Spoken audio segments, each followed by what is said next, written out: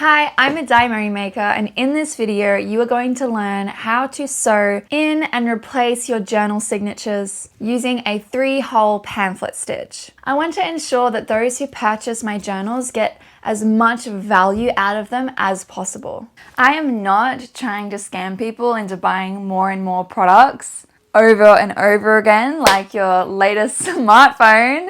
I just don't, that's just not me.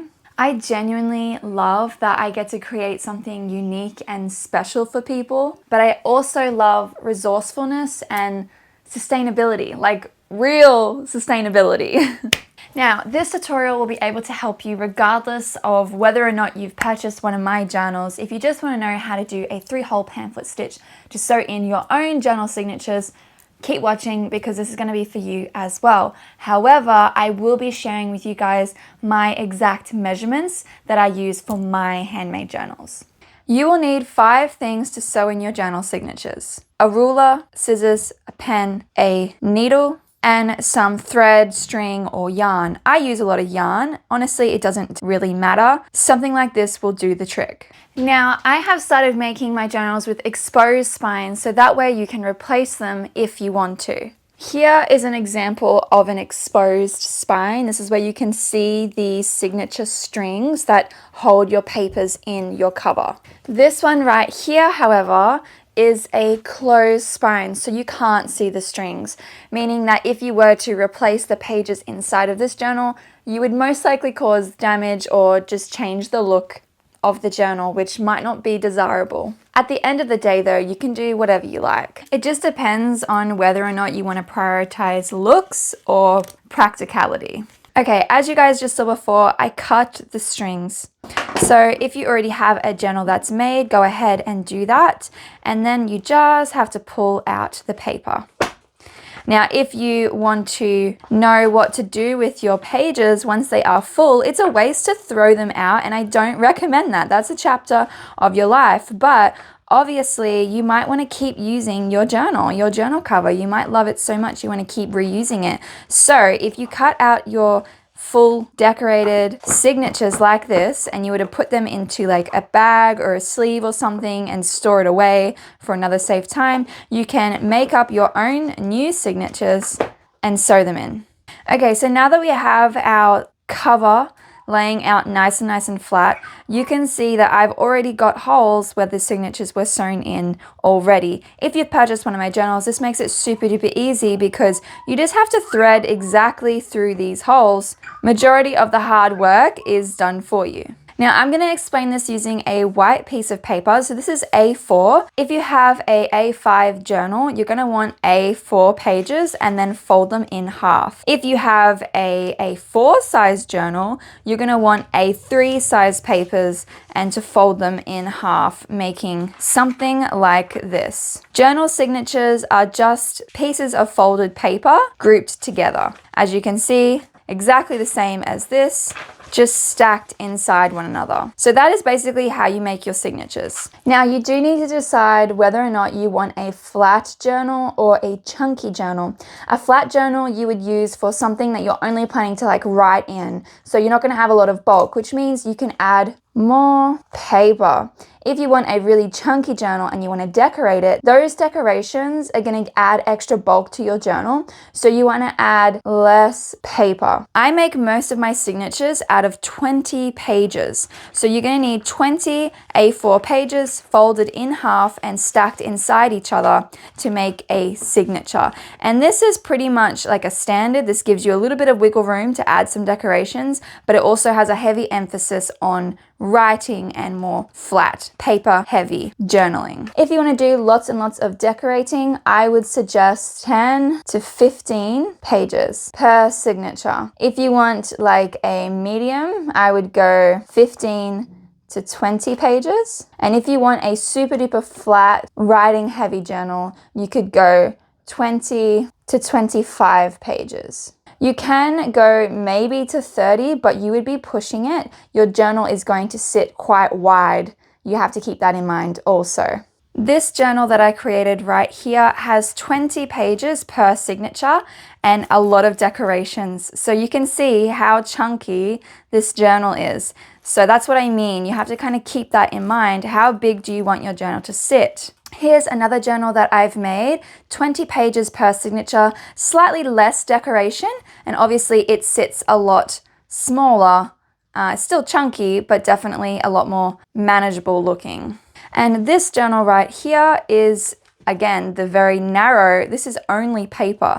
There's only paper in this journal, so therefore it sits very, very narrow. You could add more pages to this. I think there's 20 pages per signature. You could easily add 20 to 30 pages per signature, and it wouldn't be that much bigger. So hopefully that helps you guys with a little bit of a comparison and something to think about when creating your own journal, or if you're restoring one of mine. Most of my journals are 4 signatures, some of them more, so you need to make 4 clusters of paper as what is seen on your spine. If you've got 4 holes, you'll need 4 signatures. If you've got more holes, you'll need more signatures. And if you're making your own junk journal, you need to figure out how many signatures you want your journal to have. Something else that's interesting, the more signatures you have, the wider the spine is going to need to be.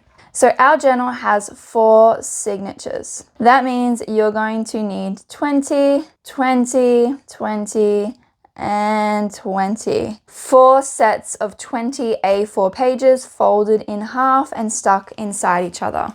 You should end up with this. 4 clusters of paper, just like that, and you're ready to start sewing. Now you want to find the middle of your pages and you want to lay it out nice and flat so you can see that middle crease line. We are going to be marking the holes, and I'm going to be telling you guys the exact measurements I use for my journals. To keep things simple, I use this ruler. It's a very generic ruler. You'd probably be able to find them yourself, but I base it off the thickness of my ruler just to keep things simple. So opening up that page, I'm going to stick my ruler all the way to the very edge, okay? And then I'm going to stick a dot on the middle center crease right there, okay? And that distance is where I want my first hole, my first signature piece to be sewn in. And I'm going to go ahead and do the exact same thing using that ruler's width down the bottom as well. This is standard for every single one of my journals except for my larger size journals. Every one of my A5 journals has these measurements here. Just to help you guys out, if you don't have this exact ruler, which I know is probably likely, I'm in Australia, so I use centimeters. We don't do inches. It's roughly 2.5 centimeters from the edge. That's where you want your line to be on either side. 2.5 centimeters. I have no idea what that is on inches. You can find an app online to convert those measurements. Okay, and now, because I've got those there, I flip my ruler around now, and I always use 12 for my third hole. This is a 3-hole pamphlet stitch, which means we need 3 holes marked on our signature. So I go 12. I'm going to move this to the side because there's something blocking my ruler from lining up correctly. So just bear that in mind, guys. So I line up my dots right there. And then as soon as I find 12, I put a dot on the center line. There we go. Why do I use 12? It's just something that I choose. It's my little number that I like to repeatedly use. You can honestly do any number that is roughly in the middle. Now this side is actually skinnier or smaller than this side. This is a bit of a wider gap. I kind of like that. You could go directly in the middle, but what you don't want is you don't want your dot to be too close to the dots that you already have. You want it to be in this middle range. I just choose 12. That's just a preference. All of my journals, however, that are A5 size have their dots marked on 12. Now we need to get our needle. I better do this little diagram here. So it's 12 centimeters from the bottom edge, okay, for our middle hole. 1, 2, and 3. 3-hole pamphlet stitch. Okay, now you're gonna keep all of your pages together. If I had a full signature like this one, I would fold it out, find the center, use my ruler to flatten them out, mark my holes, get my needle, and start punching them. For demonstration purposes, I'm just gonna use it on my one piece of paper here because this one is the only piece of paper that I have that doesn't already have holes in it. So basically what you want to do, I might stick it in this one actually, okay? So you want to pinch now your pages, making sure that they all line up and they're not like this. You do not want your pages to be like jutting out like that. You want them to all line up. So you just move it around, you tap it out, squeeze it nice and tight, making sure that all your pages are lining up. You only need to do holes on the very center page. The rest of them you don't need to worry about because you're going to hold them very, very tightly and make sure that you drive your needle through every single one of them. So I usually start at the top here. I'm going to put my needle into that hole. I flip it over, okay, and then I push it through just like that.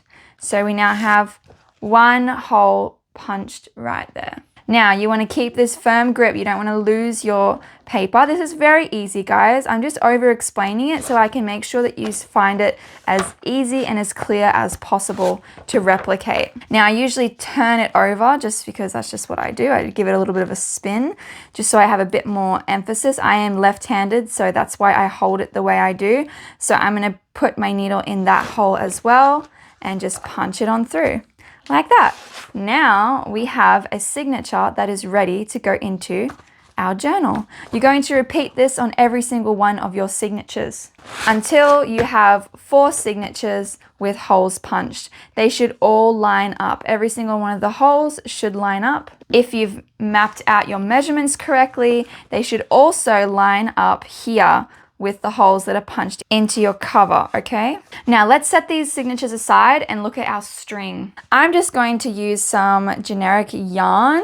You can use wax thread, you can use embroidery floss, you can use whatever string you like really, just as long as it's strong and it's not gonna break easily. I find wax threads to be a little bit difficult to knot. I feel like they kind of they come undone, but it really just depends on the thread that you have. So to measure out the length of your string, you need 3 times the height of your cover. So you wanna go like this. I'm going to zoom out just so you guys can kind of see. I always give myself excess.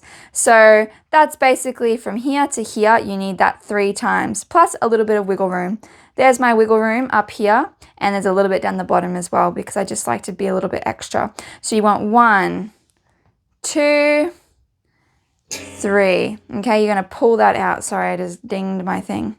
And then you want to cut that thread off. This string right here is the length that you need to sew in a signature. I'm going to do that one more time with you guys. So you just want to pull it up, give yourself a bit of wiggle room. 1, 2, and 3. There we go. And then cut somewhere with a little bit of excess as well. Now you're going to need 4 bundles if you've got 4 signatures. So you don't have to measure it over this. You can just go like this and just line them up completely like that. Once you've got the exact measurement you need, and you just do this, you just cut it like that. Go again, put those 2 ends together, hold them nice and tight, pull, pull, pull, so they're all lined up nicely, and then you're gonna go again, boom, there we go.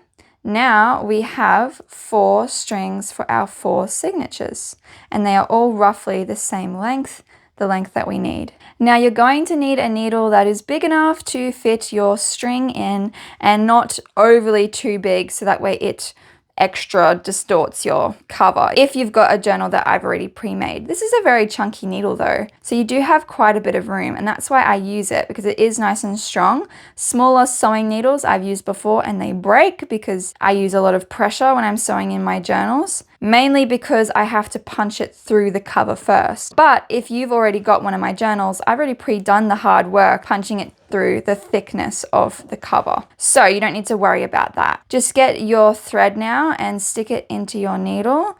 You want to give yourself a little bit of a tail so it doesn't just completely come undone. Now let's sew in our signatures together. You always start at the back one. You want to go right to left when sewing in your signatures. That way, when they fall, you're just basically sewing in the next one. If you were to sew in the left side first, you're gonna have a hard time flipping this over and trying to get to your holes. It's a bit inconvenient. It's not impossible. You can do that, but it's not ideal. If you gave it a try, you would understand what I'm talking about. Okay, so you want to open it up to the center hole, getting your needle and putting it through the middle right there, all the way through your signature like that, and you want to pull it out. Oops, don't lose your tail. Keep that guy.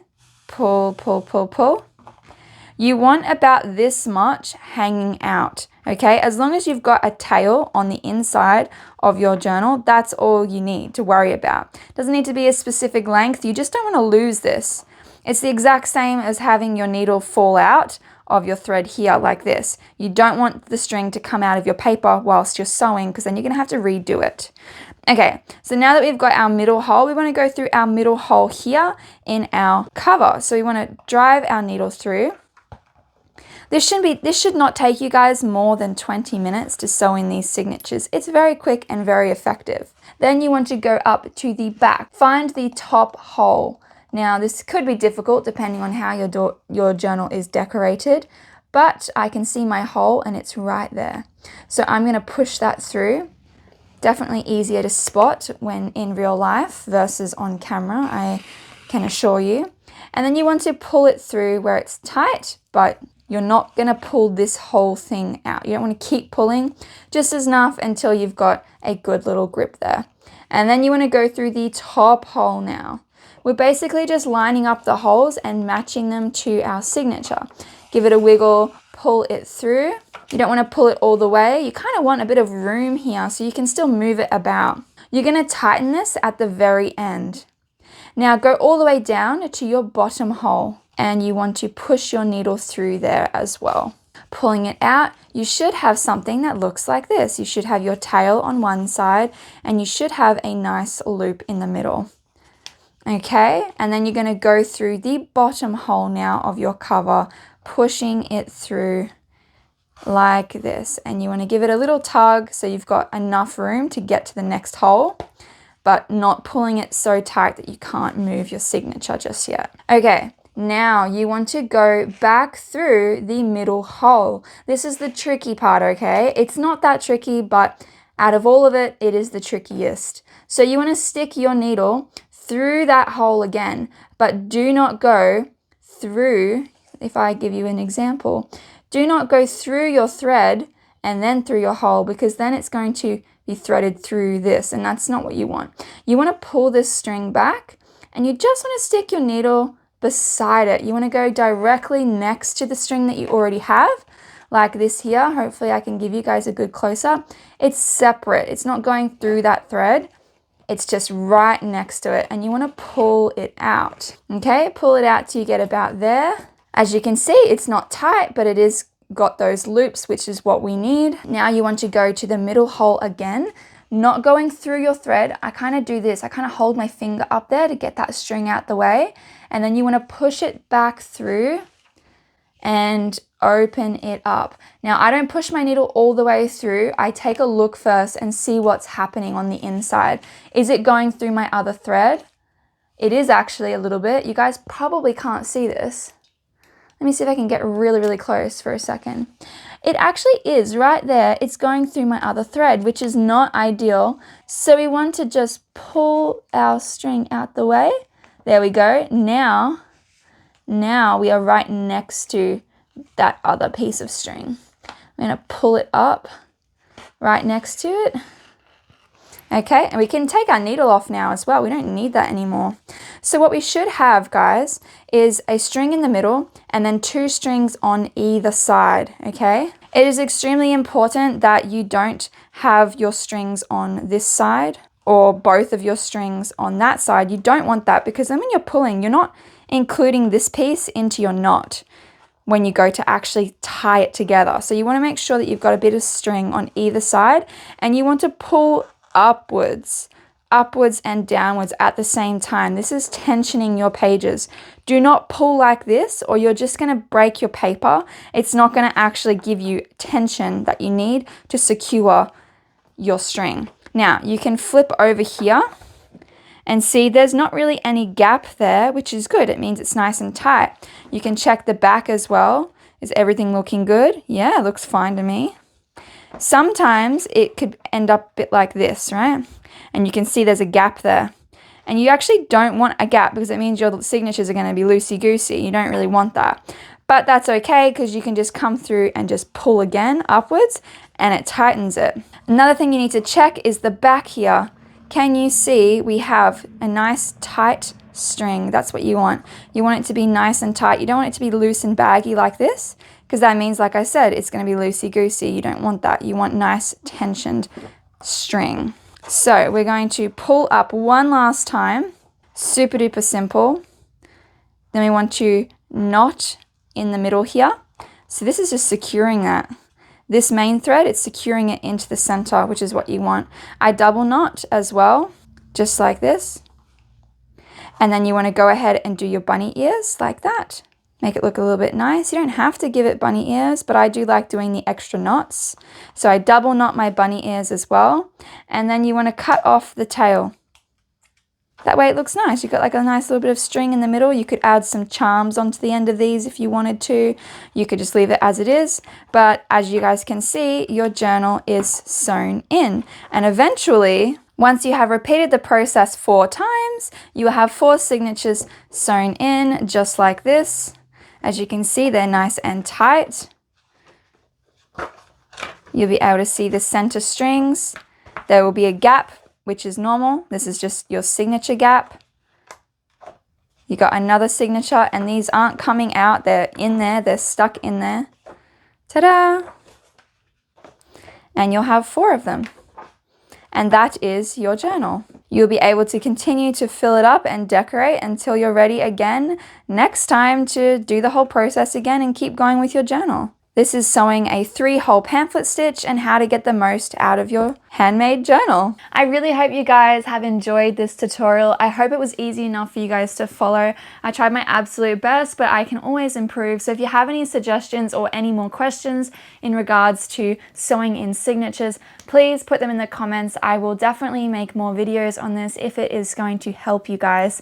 I just want to create a product that is reusable and sustainable, like I said before. It means a lot to me to be able to repurpose and reuse things. That is basically what my whole business is. I make junk journals. That is repurposed materials, reimagined basically, and made into something that is truly beautiful and unique for you guys to enjoy. Something that I really, really love sharing with you guys. Obviously, you can just go out there and buy another journal, but if you are spending the money on a handmade journal like this one, for an example, you might want to use it a little bit longer, or you might just want to fill it up and then have it as a display item that you can always look back on as well. And that is perfectly fine also.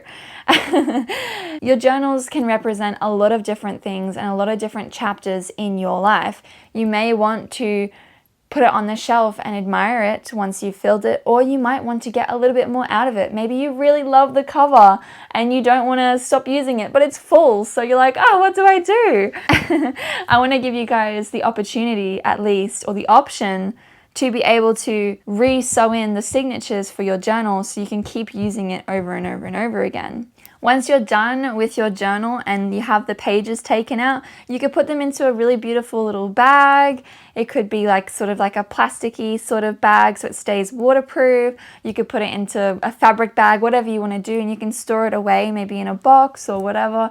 And then eventually you can go through and have a look at it and be like, oh my God, I remember when I wrote this. This is my journal pages from like this many years ago. How cool. And you can reread it. Like, I'm not saying chuck out the contents that are inside your journal, but if you would like to keep reusing the journal you have, at least I'm giving you guys the option to do that and to continue using it. I really, really hope you guys have enjoyed this video. If you did, please give it a huge thumbs up. I love you guys so, so much. I have some really, really cool journal creations coming out very, very soon, so definitely subscribe to the channel. Take a look at my social media as well for regular reels and little updates. I love you guys. I will see you next time. Bye. See you. I love this journal. This one is my Heavenly Hairs. It's available on my website. So, so cute and distinguished. I think hairs are like so distinguished and like they look like little gentlemen. And it's so cute.